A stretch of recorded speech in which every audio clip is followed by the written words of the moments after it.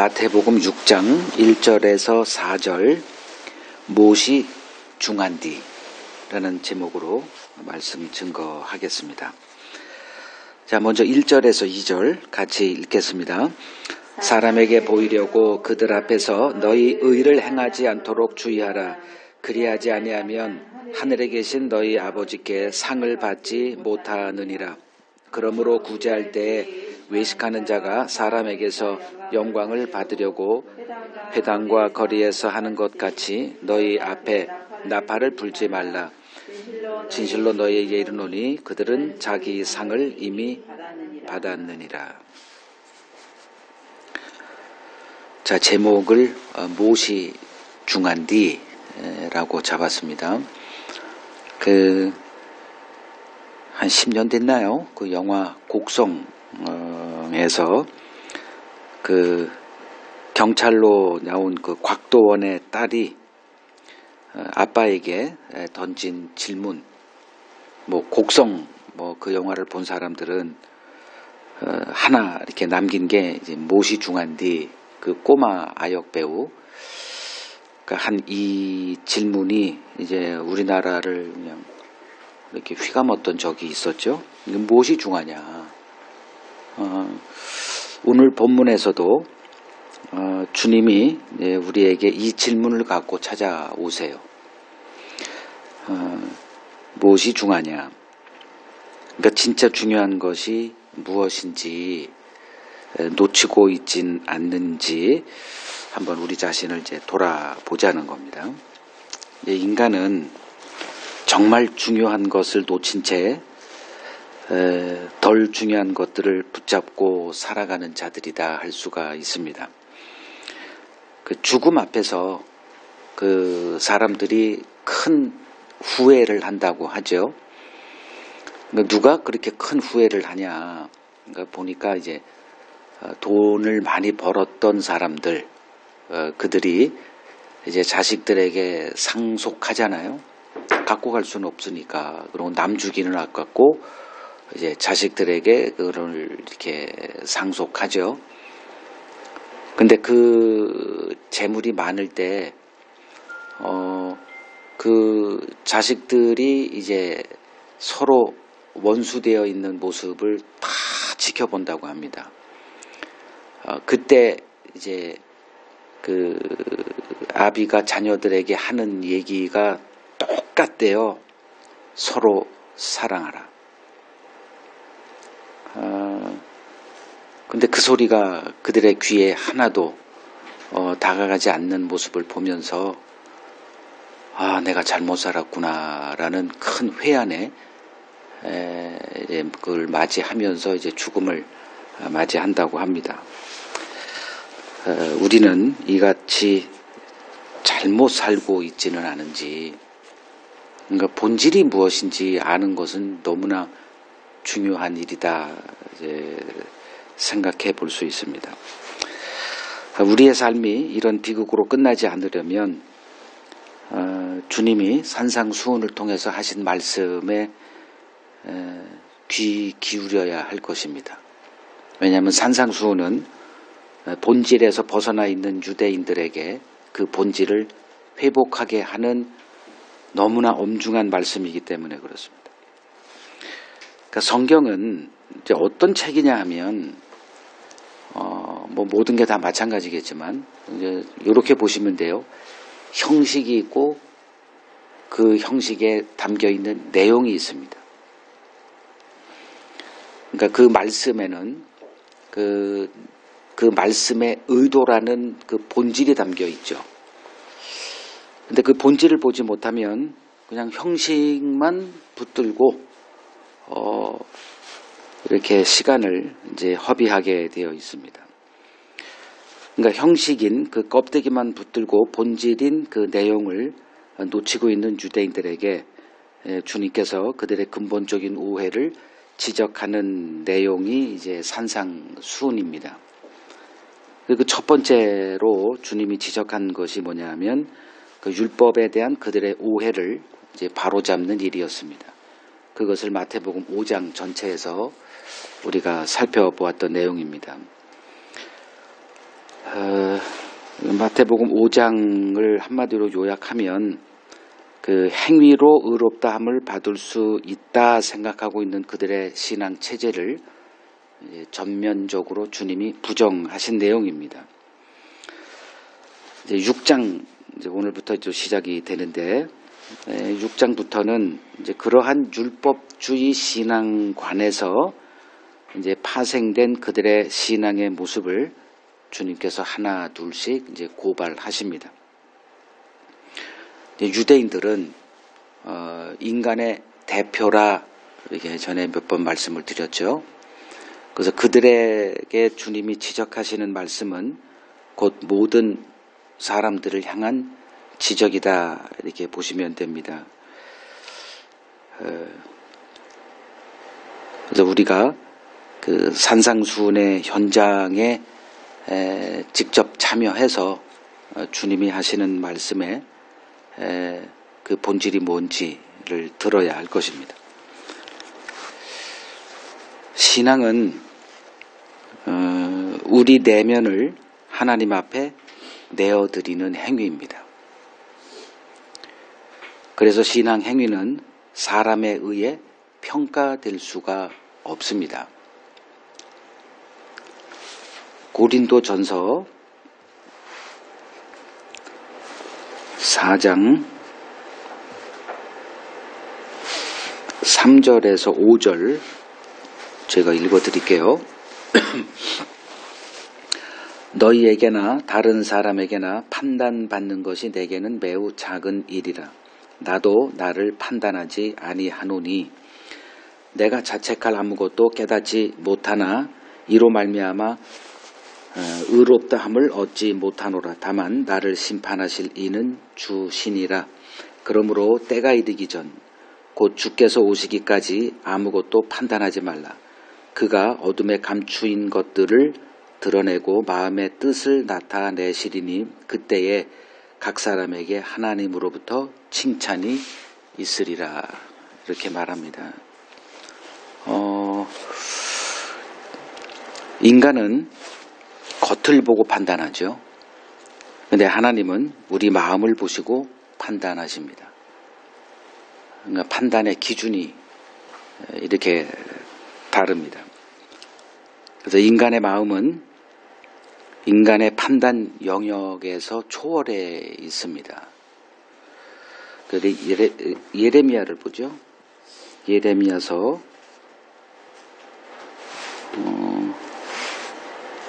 17장 9절 성경이 말하는 인간의 마음 이렇게 말합니다. 만물보다 거짓되고 심히 부패한 것은 마음이라. 누가 능히 이를 알겠느냐. 내 자신도 내 마음의 실상을 보지 못하는 게 우리들입니다. 그러니까 영에 속한 이 신앙의 평가는 오직 하나님의 손에 달려 있다. 인정해야 합니다. 그러니까 율법 아래 놓여있던 유대인들은 이 영에 속한 일에는 철저히 어린 아이들이었습니다. 이것을 그 사도 바울은 이제 육신에 속한 자라고 말합니다. 그러니까 영의 눈이 열리지 않는 한 우리는 언제나 그 영적인 어린 아이 수준에 머물러 있을 수밖에 없습니다. 육에 속한 자들의 특징이 뭐냐? 사람의 시선을 의식하며 신앙생활을 하게 되어 있습니다. 그러니까 법 아래 있는 사람들, 즉 육신에 속한 사람들은 언제나 남의 시선을 의식하며 살아갈 수밖에 없습니다. 그러니까 남의 시선에 이렇게 매여 있다. 이것이 어떻게 나타나냐 하면은 좀 더 신앙생활을 잘해보겠다는 욕망에 사로잡히게 되어 있습니다. 그러니까 뭔가 더 잘해보겠다. 그것이 이제 외식으로 이제 나타나죠.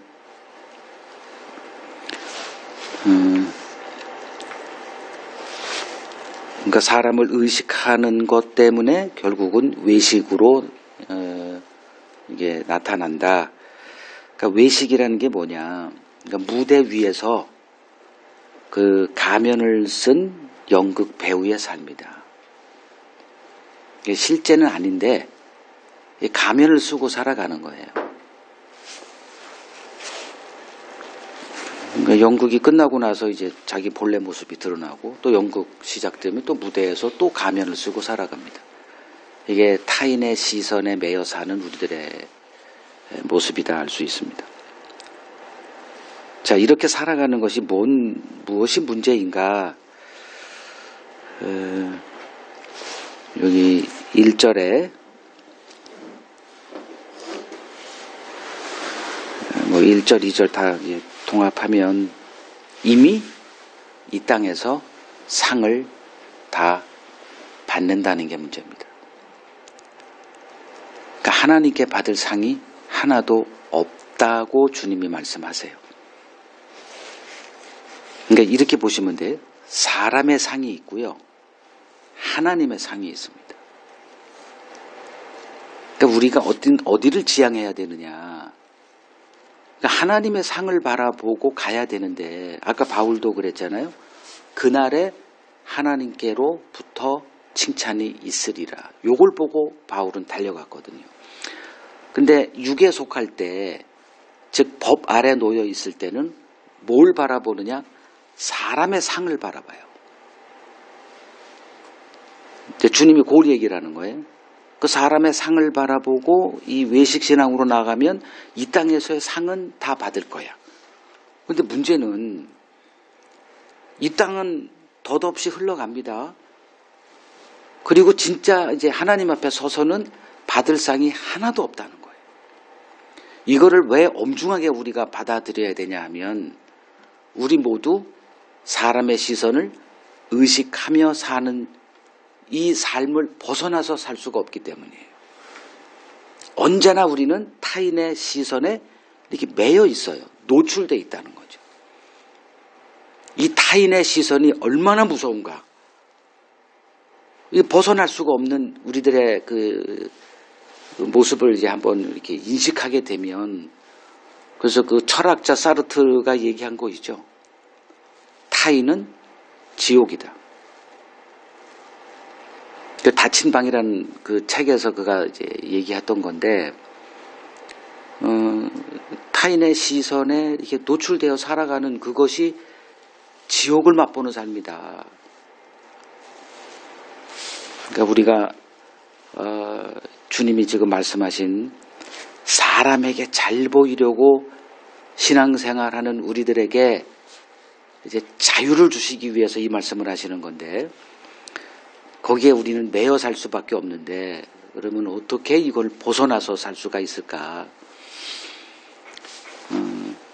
뭐 저나 여러분들이나 다 사람의 시선을 의식하며 살 수밖에 없는 자들이기 때문에 지금 주님이 그러한 삶을 살아가고 있는 유대인들을 보시고 어떤 마음을 갖고 계셨을까 충분히 이해할 수 있으리라 생각을 합니다.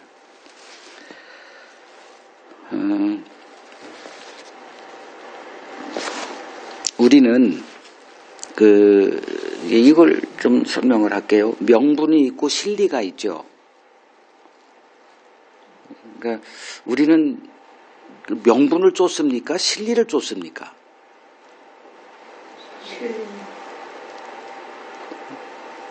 그러니까 대부분 실리를 쫓죠, 그죠? 그러니까 현실주의, 세속주의 신앙이다 그러죠. 창세기 25장 가보죠.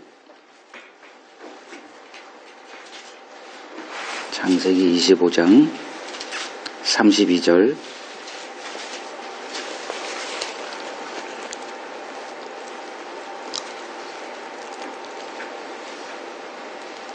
에서가 이르되 내가 죽게 되었으니 이 장자의 명분이 내게 무엇이 유익하리요.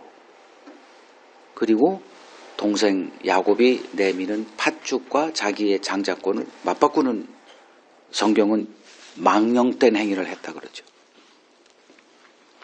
그러니까 망령된 행위라는 거는 눈이 어두워진 자에게서 나타나는 그 행동을 말해요. 그러니까 어두운 거예요. 영의 일에. 그러다 보니까 영의 눈이 어두워. 영의 일에 눈이 어두우니 보이는 것은 이 땅의 것밖에 안 보이는 거예요.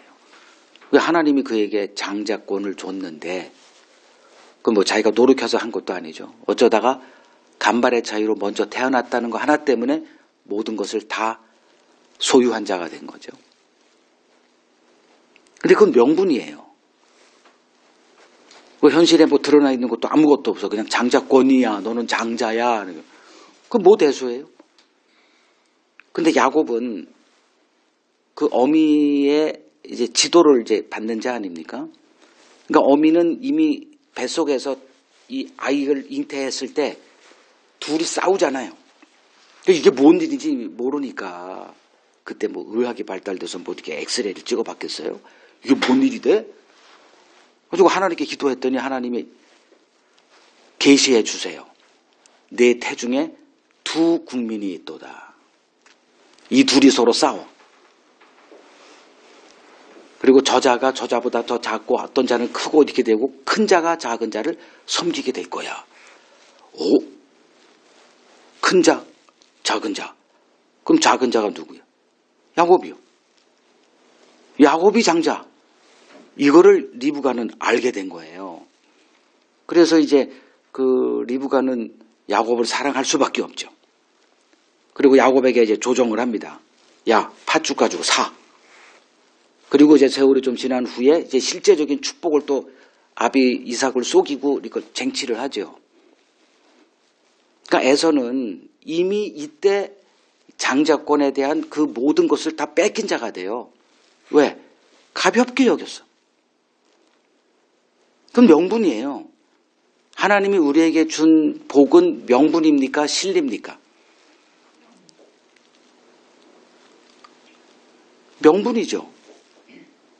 하나님이 우리에게 주신 허락하신 복은 어디에 있어요? 저 어디엔가 있죠. 지금 손에 주어진 어떤 거라도 있습니까? 없죠.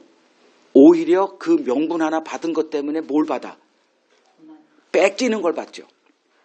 있는 것도 다 뺏겨버려요. 오늘날 교회가 얘기하지 않는 게 이거예요. 주어진다라고 얘기합니다. 그 뭐가 주어지냐? 이 땅의 것도 주어진대. 이런 거짓말이 어디 있어요? 그 현실이 신약 성경의 이 사도들의 삶, 초대교회에 다 노출되어 있는데 이걸 가려요. 그리고 이 땅 것 그리고 하늘의 것 다 준대. 하나님은 뭐라고 그러셨어요? 재물과 하나님을 겸하여 섬길 수 있다 없다? 그럼 불가능한 거예요. 하나를 선택하면 하나를 내놔야 돼요. 하늘의 것 받았으면 이 땅의 것 내놔야 됩니다. 그런데 명분은 눈앞에 와 닿질 않아요. 그러니 에서가 팥죽이 있어. 지금 배고파 죽겠는데 사냥 갔다 와가지고 이게 코를 찌르네. 그 장자의 명분은 아무 의미도 없어요. 그냥 명분이에요. 그냥 가볍게 바꿔버렸죠. 이거를 망령된 자다. 자, 주님이 지금 유대인들에게 이제 찾아오셔서 무엇이 중한디 묻고 계시는 거예요. 너희들은 뭐에 관심을 갖고 사느냐? 사람의 상을 관심을 갖고 살아가니 정작 하나님이 너희들에게 허락한 하나님의 상은 다 놓치고 있지 않니? 그 질문을 지금 던지는 거예요. 근데 이 딜레마에서 우리는 과연 자유한가? 우리도 역시 명분보다는 실리를 택하는 에서의 후예들 아닌가? 자, 2절을 보면 그러므로 구제할 때 이제 구제를 예로 드십니다. 이제 구제에 대해서 좀 살펴봐야 합니다. 사람들이 구제하는 이유는 뭘까요?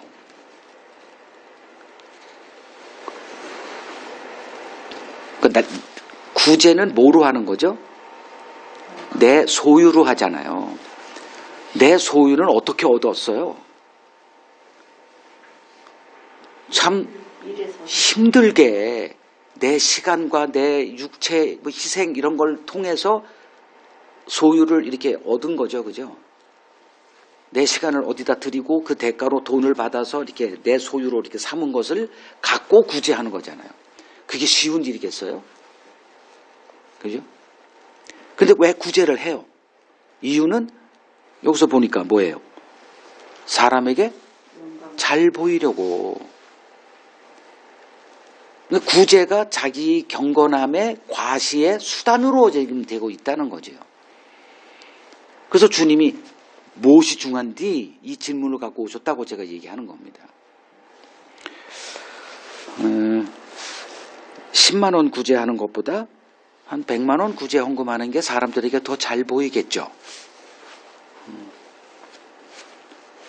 그러니까 제 아무리 외식하지 말자, 사람 앞에서 의를 행하지 않도록 하자 다짐해도 결국 우리는 또 뭘 하고 산다? 사람을 의식하는 여기에서 한 번도 벗어나 살 수 없는 자들이에요. 맞죠? 계속 사람을 의식합니다. 그럼 혼자 있으면 사람을 의식하지 않을까? 천만에요. 혼자 있어도 사람을 의식하며 살아요. 이 타인의 의식에서 벗어날 수 없는 게 우리들이에요. 자, 구제에 대해서 좀 설명을 하겠습니다. 율법은 뭐가 핵심이라 그랬죠? 약자 보호죠.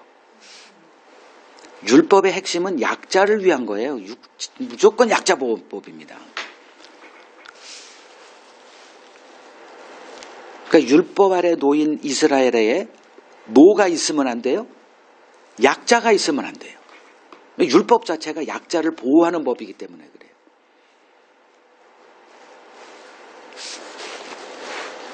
그래서 그 율법 안에서 강조됐던 게 구제입니다. 이스라엘은 출애굽을 통해서 뭘 경험한 자들이었냐 하면은 하나님의 긍휼을 경험한 자들이에요. 그러니까 출애굽하기 전에 이제 하나님이 여러 이적들을 행하지만 바로가 꼼짝도 않죠. 그 마지막 재앙 때 결국은 두 손 바짝 들고 이스라엘 사람들을 다 내놓습니다. 그게 어떤 재앙이죠? 장자를 죽이는 거죠.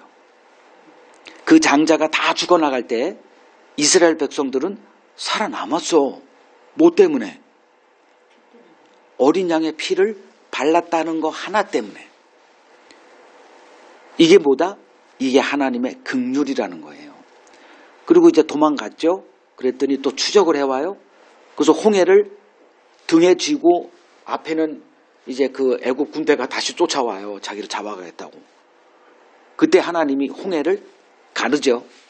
바다를 갈라요. 그리고 마른 땅이 돼서 그 이스라엘 백성들은 거기를 그냥 건너가요. 그리고 나서 다 건넌 후에 이제 애국 군대가 마차를 끌고 이제 그 마른 땅인 줄 알고 자기도 그냥 쫓아오죠. 그때 하나님이 물을 다시 덮어서 그 애굽 군대를 물에 다 수장시켜 죽이죠. 아니 이스라엘은 뭐가 잘났다고 그 죽음 하나님의 심판에서 계속 벗어납니까? 근거는 딱 하나. 어린 양의 피가 계속 그들을 덮고 있었기 때문이죠. 그러니까 처음에 한번 덮었다고 해서 그게 끝난 게 아니라 계속 덮고 있는 거예요. 그러니까 그들은 하나님의 긍휼로 살아가고 있는 자들이었어요. 자, 그렇다면 그 받은 긍휼을 내어 놓는 게 뭐다? 그게 구제죠. 그죠? 그러니까 구제가 뭐가 되면 안 돼? 자기 자랑거리가 되면 안 되는 구조가 이스라엘이었어요. 구제는 뭐다? 하나님께 받은 것을 내어 놓는 거예요. 그러면 그 구제를 내 것으로 이렇게 내어놓고 자기 잘된 자기의 자랑거리가 된다? 내 경건함의 과시가 된다? 하나님께는 그게 뭐다? 도둑질이 되죠. 긍휼은 하나님의 거예요. 우리는 그 긍휼을 받아서 약속의 땅을 거저받은 자가 되는 거예요. 거기서 살고 수확하는 모든 게 다 누구 거예요? 하나님의 거죠. 하나님이 허용하지 않으면 그 땅의 소유를 얻을 수가 없는 자들이에요. 근데 그걸 내놓는 게 왜 내 자랑거리가 되냐 이거죠. 지금 주님이 그걸 얘기하는 거예요. 너희가 하나님의 긍휼 안에 놓여 있다면 외식은 나올 수가 없다라는 거예요.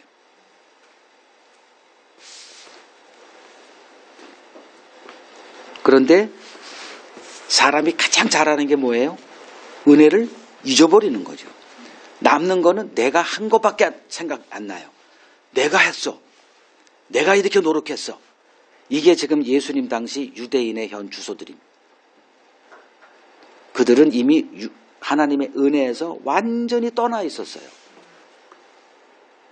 그러니 자기가 하는 모든 것들이 다 자기 자랑거리가 되죠. 은혜에서 떠나면 나오는 열매는 외식이다.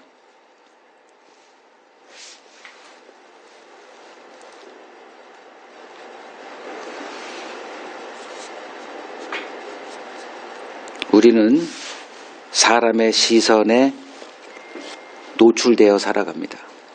그래서 그것을 의식하지 않고 살아갈 길이 없어요. 대인관계가 무엇보다 중요한 이 세상에서 다른 사람들의 인정을 받는 일은 너무나 중요한 일이에요. 근데 신앙 말고도 직장에서도 어떤 사회에서도 사람을 의식하는 그래서 더 잘 보이려고 하는 것은 우리가 벗어날 수 없는 일이다. 이걸 우리가 인정을 해야 합니다. 그러한 세상에 주님이 오셔서 사람에게 잘 보이려고 하는 우리들의 그 삶의 현장에서 우리를 건져내십니다. 사람을 의식하지 말며 사는 자들로 우리를 만들어 가세요. 어떻게 하시느냐? 우리를 광야로 부르세요. 광야로 부른 다음에 홀로 있게 하세요. 저는 그거를 절대 고독이다 이렇게 얘기를 해요. 그러니까 그 하나님의 음성을 들으려면 그 사람의 소리에서 이 차단된 소리, 그 장소가 필요해요.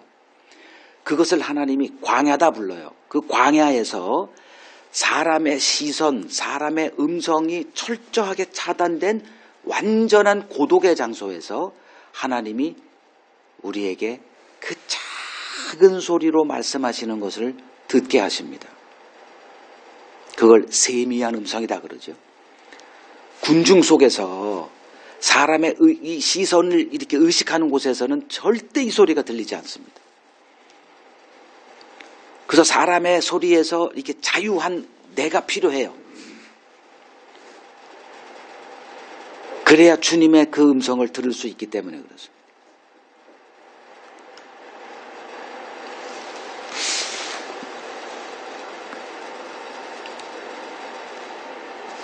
주님을 만나기 전에 그 사도 바울 역시 가면을 쓰고 살았던 사람이에요.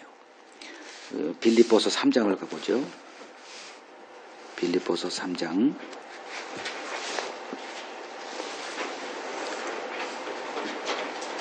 4절을 보면 육체를 신뢰한다는 그 주제가 나와요.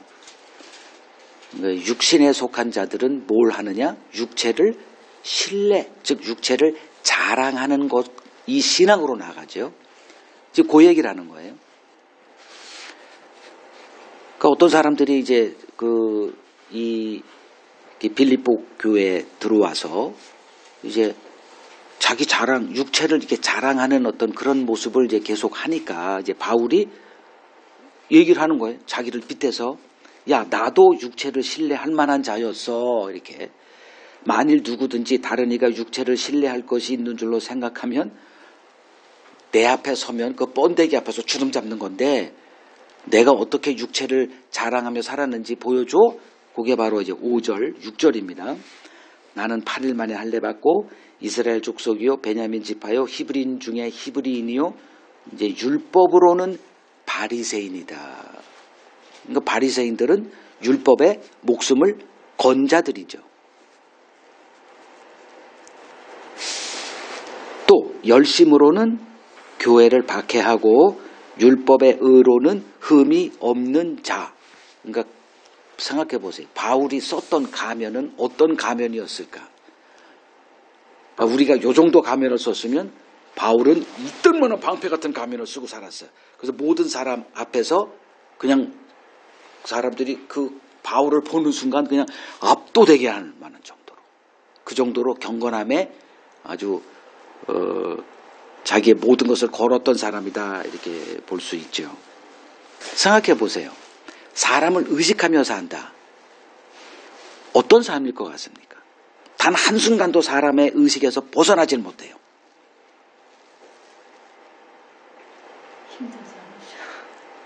고통이죠. 그래서 그 철학자가 그랬더니 그 타인은 지옥이다. 그걸 얘기하는 거거든요. 타인의 시선에 계속 노출돼서 아무도 나를 이해하지 않는 사람들 공간 속에서 계속 그들의 판단 속에서 내가 규정되고 살아야 된다. 나는 계속 변화되는데. 그러니까 어떤 것으로 딱 규정하잖아요. 라벨을 딱 붙이잖아요. 그러니까 나를 객관화시켜서 사물로 딱 대하는 것. 나는 아닌데. 나는 계속 지금 변화되고 있는데. 내가 어떤 한 과거의 어떤 것으로 인해서 내가 낙인이 찍혀서 너는 그런 자야. 이렇게. 그런 시선 속에서 계속 살아가죠. 여러분들이 다 그 고통을 당하고 살아요. 어떤 누구도 여러분들을 이해하지 않습니다. 사람들은 편한 거를 원해요. 그래서 여러분들을 규정을 합니다. 몇 가지를 보고 얘는 이런 사람이야. 딱. 그래서 제가 제일 싫어하는 것 중에 하나가 그 MBTI인가? 그 혈액형 뭐 이런 거. 그 나를 이렇게 어떤 것으로 탁 획일하게 이렇게 사물처럼 규정해. 이거는 평생 이거 이거 책 뭐예요 이거? 책받침. 이거는 평생 볼펜.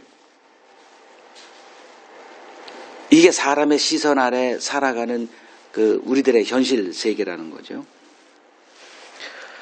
그 사도 바울이 계속 자기를 그렇게 이제 이렇게 사람을 의식하면서 더 잘된 나를 보여주기 위해서 몸부림치며 살았을 그 사도 바울 한번 생각해 보라는 거예요. 이 법 아래에 있을 때 우리가 어떤 삶을, 그러니까 어떤 신앙생활을 했을까? 보여줘야 돼요. 입증해야 돼요. 끊임없는 의의 경정에 한 발자국도 뒤로 처지면 왕따가 돼버립니다. 계속 돌려야 돼요. 이게 사도 바울의 삶이었어요. 그를 주님이 찾아오세요. 그리고 그의 눈에 비늘을 벗겨주죠. 그 벗겨줄 때 그가 경험한 게 뭐다? 자유입니다. 고린도 후서 가보죠. 고린도 후서 3장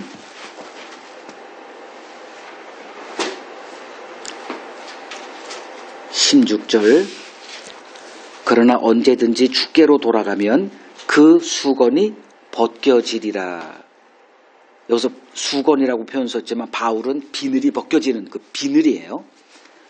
17절. 주는 영이시니 주의 영이 계신 곳에는 뭐가 있다? 자유가 있느니라. 자유예요. 우리가 이 주의 말씀에 거하지 않기 때문에, 주님의 말씀에 귀 기울여 듣지 않기 때문에 어떤 것을 못 누리느냐? 자유를 못 누려요. 주님이 오셔서 하신 이게 그거거든요. 주님이 오시기 전까지, 즉 믿음이 올 때까지 하나님이 이스라엘을 어디에 가둬뒀냐 하면은 율법 아래 가둬놓으세요. 그래서 철저하게 자유가 없는 삶을 1500년 동안 살게 하십니다. 그 대표자들이 예수님 당시에 바리새인들이었어요. 언제나 남의 시선에 매여서 더 잘 보이려고 하는, 더 나은 나를 보이려고 하는 그 무거운 짐 속에서 그들은 살아갈 수밖에 없었던 겁니다. 사람의 상은 받죠. 그 대가로. 그러나 자유는 없어요. 주님이 오셔서 이제 말씀하십니다. 내 말에 거하라. 그러면 뭐 하게 되리라? 자유하게 되리라. 주님은 우리에게 그 자유를 주겠다는 거예요. 그리스도를 만났다. 뭐로 증명할까요? 내게 그 자유가 주어졌는지를 보시면 됩니다. 내가 더 이상 사람의 그 시선에 이렇게 매여 사는가, 아니면 거기서 자유했는가, 이거는 그리스도를 만날 때만 벌어지는 열매예요. 내가 주를 만났다 아무리 외쳐도 자유함이 없으면 그 말은 가벼운 말이에요. 그냥 말에 지나지 않습니다.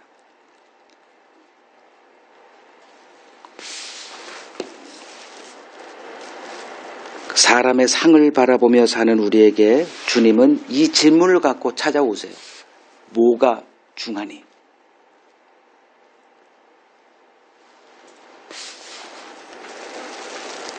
주님의 말씀에 귀 기울이면 반드시 본질이 회복되게 되어 있습니다.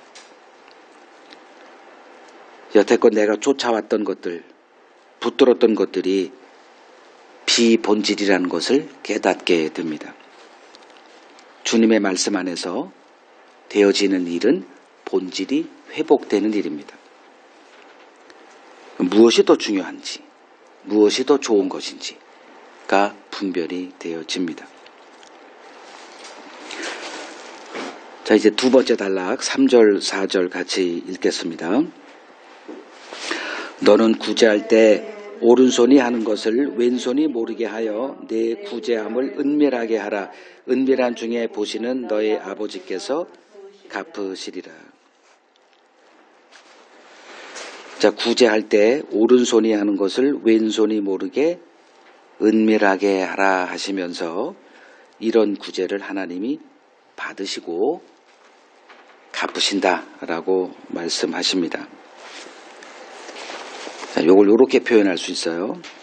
신자는 이 세상이 알지 못하는 다른 무대에 서 있는 자들이다. 이 세상에 속한 사람들은 다 무대에서 어떤 연극 배우, 가면을 쓰고 연극 배우처럼 살아가요. 근데 그 무대에 관중이 누구냐? 사람들이에요. 그래서 사람에게 잘 보이려는 것을 만들어냅니다. 이걸 하면 사람들이 좋은 평가 내주겠지. 이거 하면 사람에게 인정받겠지. 그 중에 하나가 지금은 구제예요. 이제 다음 시간에는 뭐 다른 또 주제가 계속 등장을 하는데 여기서는 지금 구제입니다. 선행을 하면 사람들이 나를 좋게 보겠지. 그래서 연예인들도 어느 정도 이렇게 입지를 구축하고 뭐 빌딩 하나 사게 되면 이제 하는 일이 뭐예요? 자기 평가를 유지해야 되거든요. 그래서 계속 구제하는 거예요. 사람에게 좋은 평가가 얼마나 중요한지 알고 있기 때문에 그래요. 그러니까 그들이 선 무대는 누가 관중이다? 사람이에요. 근데 지금 주님이 뭐라 그러세요? 구제할 때 오른손이 하는 것 왼손이 모르게 하라. 사람에게 보이려고 하는 것을 이렇게 표현하는 거죠. 그죠? 그럼 신자는 어느 무대에 서 있는 연극 배우다? 관중이 한 분이에요. 하나님 한 분이에요. 우리는 그분 앞에서 그분에게 잘 보이려고 무대에 서 있는 배우예요. 관중이 달라요. 사람들은 내 주변에 있는 어떤 사람들에게 잘 보이려고 합니다. 근데 우리들에게도 관중이 있다니까요. 없는 게 아니라. 근데 그분이 누구냐? 하나님. 그러니까 우리에게는 이제 그리스도가 되겠죠. 그래서 그걸 깨닫고 주님을 만난 후에 바울의 주인, 그 관중이 달라졌어요. 갈라디아서 1장 10절을 보죠. 갈라디아서 1장 10절. 이제 내가 사람들에게 좋게 하랴 하나님께 좋게 하랴 사람들에게 기쁨을 구하랴. 내가 지금까지 사람들의 기쁨을 구하였다면 그리스도의 종이 아니다. 더 이상 사람의 시선에 매인 자가 아닌 바울을 보게 됩니다. 그리스도께서 나를 어떻게 보시느냐가 그의 관심이 된 거예요. 이게 본질이라는 거예요. 일로 돌아오라는 거예요, 지금. 사람에게 좋게 보이려고 외식의 가면을 쓰고 그 연극 무대에서 힘쓰고 있는 그 유대인들에게, 하나님의 선민들이죠. 야, 무엇이 중하니? 묻고 있는 거예요. 너희는 누구에게 잘 보이려고 지금 그 몸부림을 치고 살고 있니? 방향을 바꿔라. 지금 너희들이 서 있는 그 무대를 보고 계시는 군중은, 관객은 딱 한 분이야. 그분만을 의식하고 살아가. 그러면 이제 뭐가 되겠어요? 하나님이 보내신 아들 예수 그리스도를 아는 지식에서 자라가는 게 최고의 관심사가 되겠죠. 그분이 누군지를 알아야 그분의 기쁨이 되는 행위를 할 수 있잖아요. 그러니까 하나님의 기쁨이 되는 분은 딱 한 분, 그리스도밖에 없었어요. 그래서 하나님이 하시는 일이 무엇이냐 정리하면 우리의 모든 시선을 그리스도에게로 집중하는 겁니다. 왜냐하면 그분이 하나님에게 유일하게 기쁨이 된 분이었기 때문에. 그래서 그분을 알게 되면 우리가 하나님께 상 받는 길이 보여요. 우리의 모든 행위가 하나님의 상에 집중되는 그 기준이 되는 그 그리스도를 우리가 바라봐야 되는 이유입니다.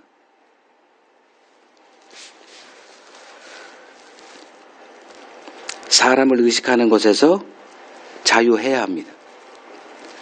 사람을 의식하는 순간 그리스도의 피로 우리에게 주어진 자유를 잃게 되기 때문에 그렇습니다.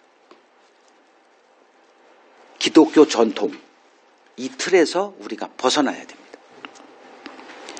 그 어떤 인간의 속박도 단호히 거부할 수 있어야 합니다. 그래야 그리스도를 온전히 따를 수 있게 됩니다. 그리스도의 삶을 보면 그 어떤 인간의 시선도 주님은 관심 두지 않았어요. 그러니까 그분을 따르려면 우리도 동일해야 합니다. 사람에게 잘 보이려고 하는 이 외식의 가면 과감하게 버려야 됩니다. 마지막 날 우리 모두 하나님 앞에 서게 될 겁니다. 그날은 어떤 날인가? 로마서 2장 6절입니다. 로마서 2장 16절. 곧 나의 복음에 이른 바와 같이 하나님이 예수 그리스도로 말미암아 사람들의 은밀한 것을 심판하시는 그날이다. 사람들의 은밀한 것이 뭘까요? 우리 마음의 동기입니다. 겉의 모습으로 판단할 수 없다는 게 그 이유입니다. 하나님은 본질과 비본질을 단번에 알아보십니다. 그런데 우리는 그렇게 하질 못하죠.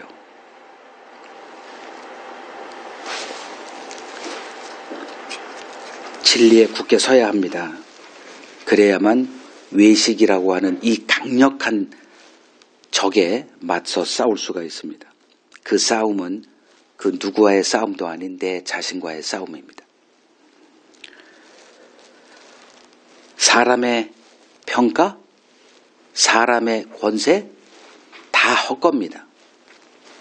오직 하나님의 평가, 하나님의 권세만이 본질입니다. 우리는 사람의 말이 아닌 그리스도의 음성을 듣고 그분이 가신 그 길을 따라가는 자들입니다.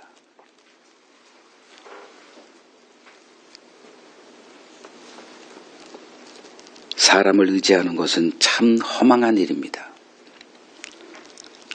무엇이 중하냐? 주님은 오늘 우리에게 이 질문을 갖고 찾아오셨습니다. 이 질문에 자신 있게 답할 수 있는 우리 모두가 되기를 소망합니다.